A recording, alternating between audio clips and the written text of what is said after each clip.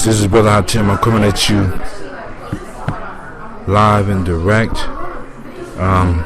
This is a supplemental session where I'm going to cover some of the information that I was not able to cover on Saturday as far as the warrior training process.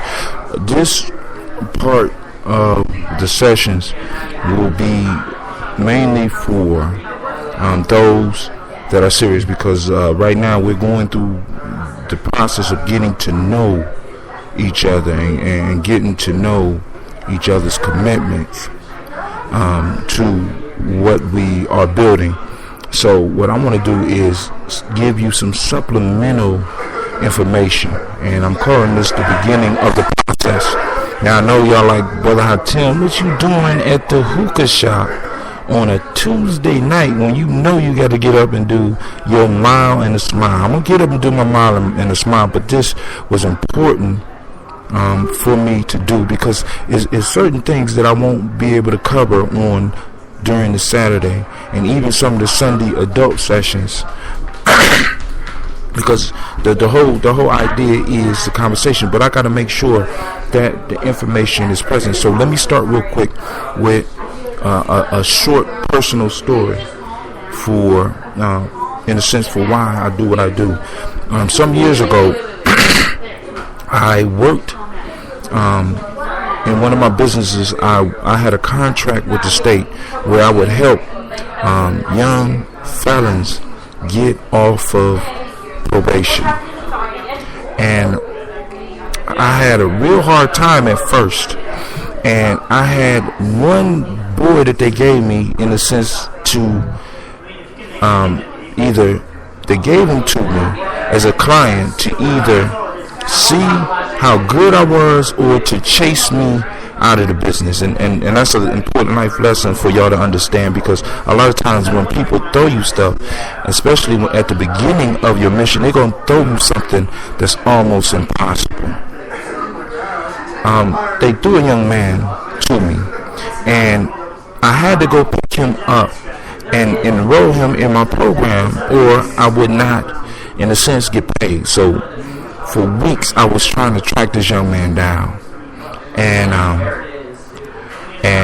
I every time I went to go pick him up, he wouldn't be there. So finally I ran into a brother by the name of Finox Montague Pittman L, rest in peace. And Montague Pittman L was was a former member of a street organization who changed his life and started using his influence on the street to start changing young people's lives. And I was discussing with him about what I was doing, because I was trying to get other people to assist me, and he listened to what I was talking about. He said, well, who you trying to see? And I gave him the young man's name, and he thought about it. He said, is this a little guy with big eyes, brown? He described the dude to a T, because he recognized the name. He said, man, that's one of my little dudes, dude. Listen, you on your way over there now? I said, yeah. He said, don't go now. I want you to go tomorrow at 3 o'clock, and he will be waiting for you. I said, he going to be waiting for me. He said, listen to me. He going to be waiting for you tomorrow at 3 o'clock. Now, mind you, I have been trying to get in contact with this dude. I spoke with him on the phone. Every time I came near, he wasn't there. So I listened to Montague. I listened to Brother Finox, and Finox told me what to do. So I went over there at about 3:15. I knocked on the door, and a young man opened the door, and I said, are you such and such? He said, yeah. He said, you late. I said, hold on, dog, I didn't even expect you to be here. He said, did my big brother tell you I was going to be here? I said, yes. So now I had to introduce him to the program. So I gave him all these big concepts, and I told him about all this stuff that I wanted to do with him. You know what I'm saying? This is how I'm going to help you get off probation. I'm going to get you off parole. I'm going to get you off of DYS parole. And we was riding in the car. He got in the car with me because his brother told him that he needed to do whatever I asked him to do. So I explained everything to him, using all these words and being fancy, and he looked me in my eye. And I said, you understand what I'm saying? He said, yeah, man, I hear everything you saying, but I don't feel you.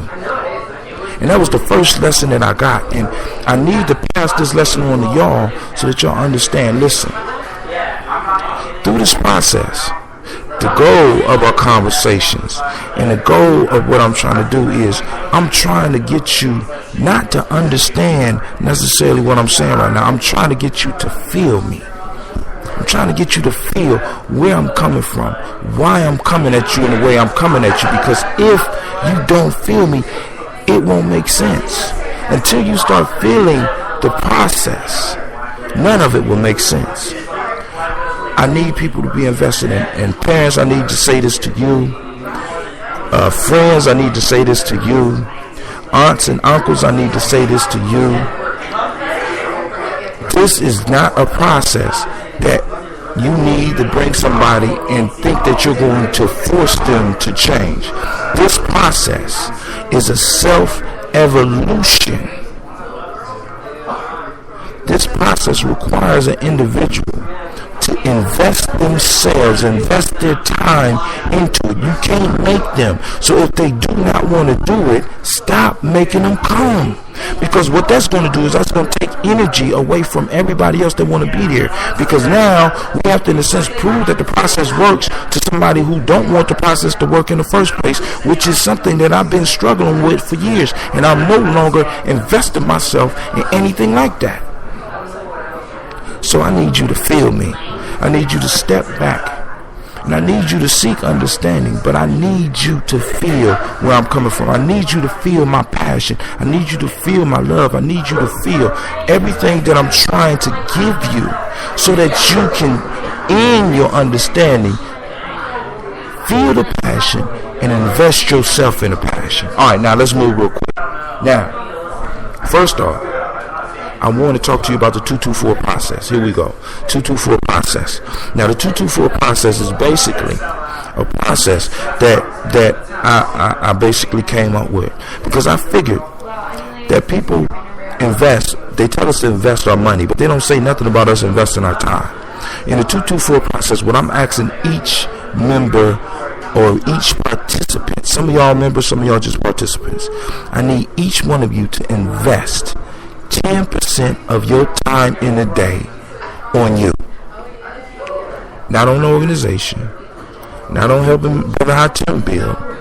I need you to invest it on you. I need you to invest it in you. I need you to develop and learn about you. I need you to invest this time every day. This means if you don't have enough time to give yourself 2 hours during the day, this means you got to start getting up earlier or staying up later. I need you to take time every day and invest it in you.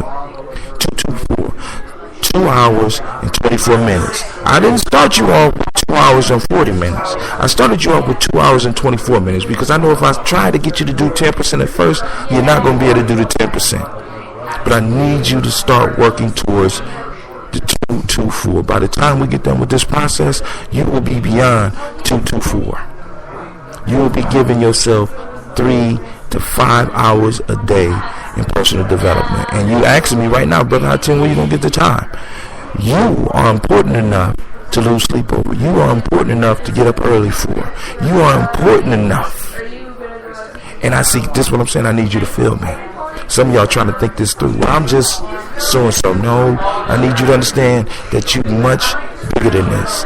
And your personal development is important enough for you to invest the time and you become the best that you can. So now let's move on. So that's a 224 process, and I'm going to work you towards that. So don't worry about doing it right now. So the small meditations that I'm giving you, the small exercises that I'm giving you, the small challenges that I'm giving you are to inspire you to start working on yourself so that you will eventually have to keep up with me. You are going to have to invest at least 10% of your day on you. Physically, let me go back through the 5 parts of the human being. You are going to work on yourself for at least 10% of the day in developing your intuition, your mind, your emotions, your spirit, and your body.